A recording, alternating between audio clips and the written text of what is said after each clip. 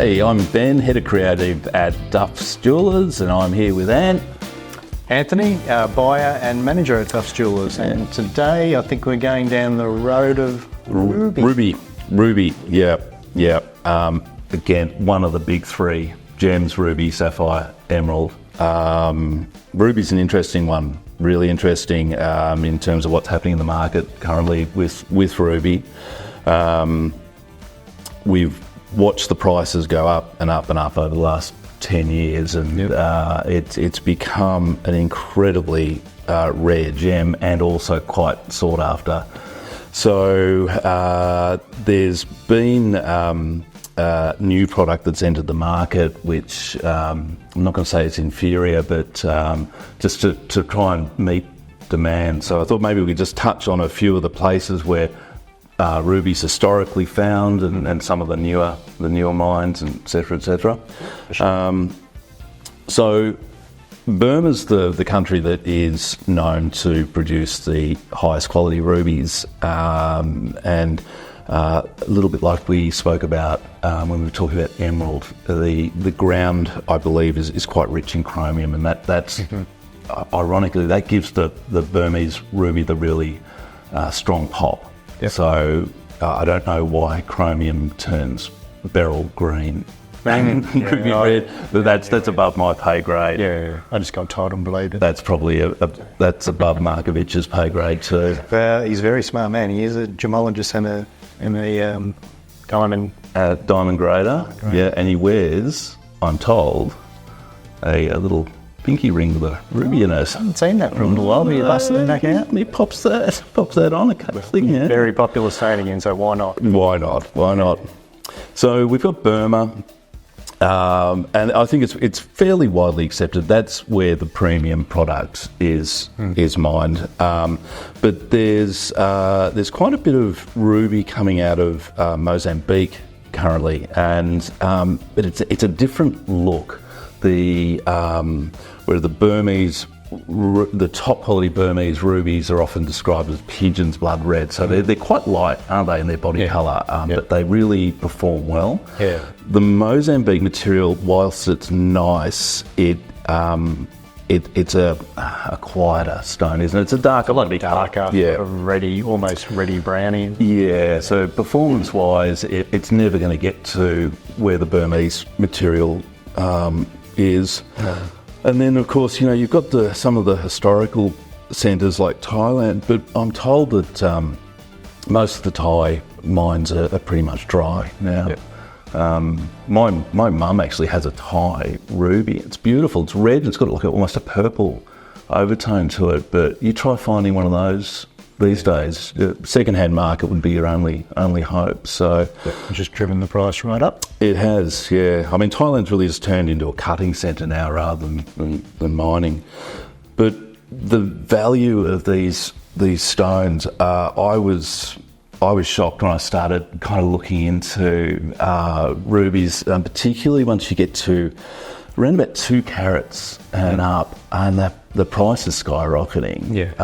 They are so rare. Yep. They're a lot rarer than the diamond. Yeah, no, definitely. And I think once again we touched on with emerald, but I think your customers coming in that want to see these big stones don't quite understand actually how much they are now in the market. Yeah. And the mineral itself, corundum, which is the host mineral of ruby, typically it doesn't really grow to particularly big sizes, whereas diamonds actually do. You can buy 20 carat, 25 carat stones, and there's probably more of them out there than what you think. Whereas ruby, once you get over 4 or 5 carats, there's not much. And if you find one which is over that sort of weight, the premium's just huge. Like the sunrise ruby. I've heard of it. I've not seen the sunrise ruby. So 25 carats of ruby. Yep. So that's extraordinary. Yeah. Okay. Huge stone. Yep. Set in the Cartier mound with 2 hexagonal diamonds either side, 2.67 carats in total. Yep. 2014. How much did it sell for, do you think? In a ring. It's in the millions. 15, 20 million, I don't know. 30.4 million US dollars it went for. Okay. Yeah. Oh, US dollars. US So you're dollars, going to divide yeah. that by 0.65 or something. Yeah. That's a lot of money, isn't it? a lot of money. But it goes to show the rarity of these things. Yeah. Very interesting. Colours in ruby, it's red, but like we touched on, the Burmese is a lighter red. The African material often has a brown tint to it.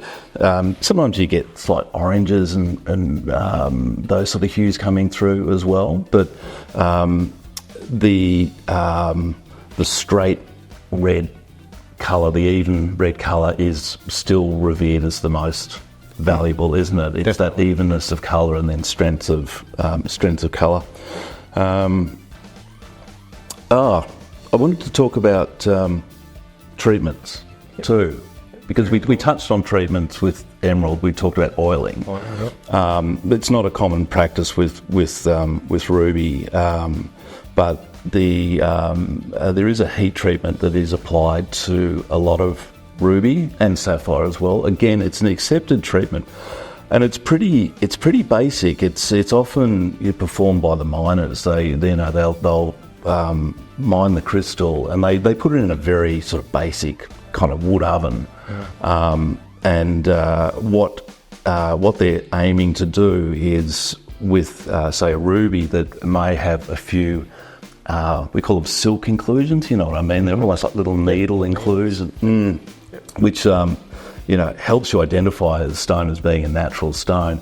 But if you can get the ruby hot enough, often that silk dissolves back into the crystal lattice, and so doesn't really improve the colour so much. It's more the purity, isn't it? Yeah.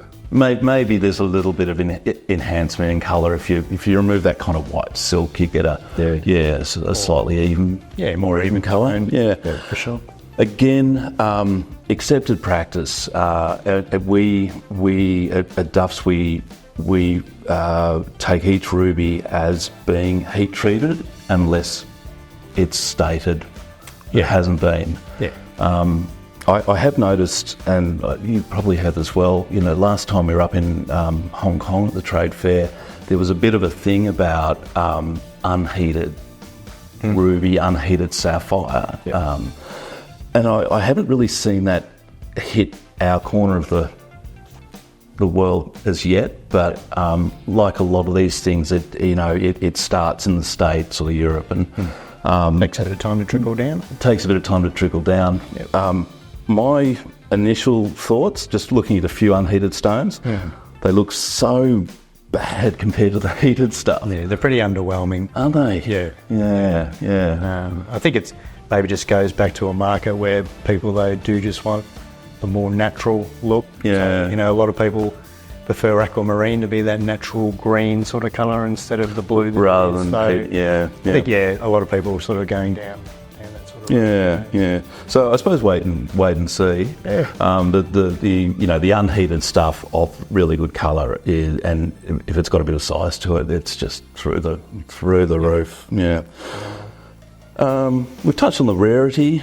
How popular do you think ruby is currently in our market? Yeah, I think it's still popular. I mean, it's obviously like 40 years of wedding anniversary stone. So nowadays you don't always get a lot of people clock up 40 years. Like it's a fair achievement if you do. So one of the 40%. 40%. So we don't see it as much. But I remember back in early days you would sell quite a bit of ruby for that reason. Yeah. So it was to mark a milestone. 40 years, which is a long time. Yep. Anyway, yeah. I've just written down here lab-grown ruby. Just looking at the prices climbing year on year, my feeling is that lab-grown ruby is going to become more and more relevant in our market. Particularly in the bigger stones. We actually quoted on a 3-point-something carat ruby a while back for a client, and I think it was about $83,000. Yep. So the lab material will, it might just sort of a little bit like the lab-grown diamonds, might just sort of slot in nicely at a lower price point, more affordable. Yeah. So watch this space on lab ruby. I remember that client. I think he's still thinking about it. You think? Yeah. Oh, okay. Good. But you did make up some really nice rings over Christmas too that had the and the two I did. lab-grown diamonds on the side, and they were really popular. You got the size, didn't you? Because we were using a round lab-grown ruby, which was the equivalent of a 2 or 2.5 carat ruby. And then I go to okay, so in a fine quality 2.5 carat ruby, according to my price list, it's price on application. A mid-quality one's 60 odd grand. So I think we did that with a couple of lab-grown diamonds, and the whole thing was $5,000 or $6,000 in a 18-carat custom setting. Yeah. Yeah, definitely. Yeah. So often it happens, doesn't it, where prices sort of lift to a point where it just becomes unattainable for a lot of people. Something else just slides in. Yeah, exactly. Yeah. Exactly like lab-grown diamonds. Yeah. I wanted to tell a little story, if that's all right. Yeah, a ruby story. Love the ruby story. I think it's a good story, but cut me off if you think it's rubbish. No, it would be. Yeah. So it's kind of, comes back to the value, but it really hit home. And this is going back 10 plus years. And again, we're in Hong Kong at the jewellery trade fair. It's a huge fair. And I think it's 5 or even 6 levels in the convention centre. But on the very top level, they carve out this space and they call it's something like the Hall of Excellence or the Hall of Brilliance. Hall of Greatness. You've been there, haven't you? Yeah. Hall of Greatness. Very impressive. And it's the big players in the jewellery game. Yeah, so big diamonds, big coloured stone, big jewellery. What do they call high jewellery?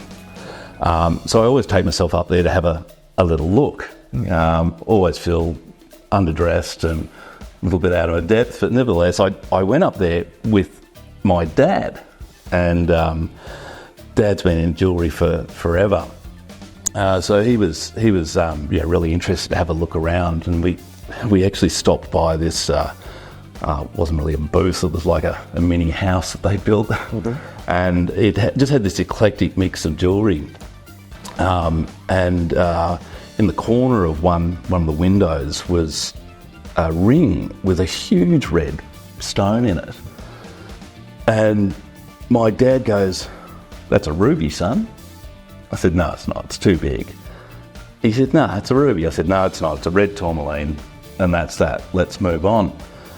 With that, the fellow that owned the jewellery came out of the booth, and he was this sort of dapper European guy, like beautifully dressed, and Dad goes, "Hey, mate."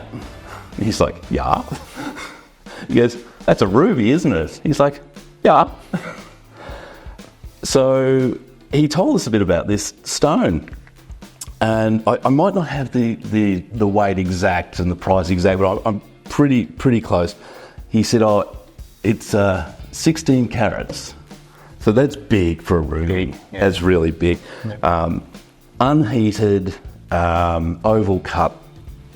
So Dad goes, "How much?" Look as if he's going to buy it. Anyway, he said, I want 250,000 a carat for the stone.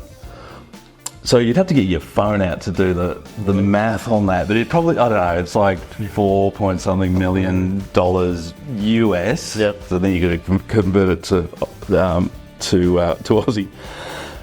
He then said, "I'm considering 218,000 a carat." So he's got a buyer on the line. Yeah. But he's only thinking about that. He wasn't necessarily going to sell it because he knew he was the only bloke in Hong Kong at that time who had a 16 carat unheated ruby. So I had to ask him, I said, "Look, who buys these things?" And without missing a beat, he goes, "It's either royal or oil." There you go. That's my ruby story. Yeah.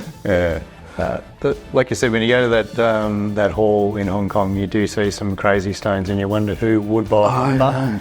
But people do. Royal or oil. Royal oil. There you go. All right, well, that probably wraps up Ruby for... Yeah, I think so.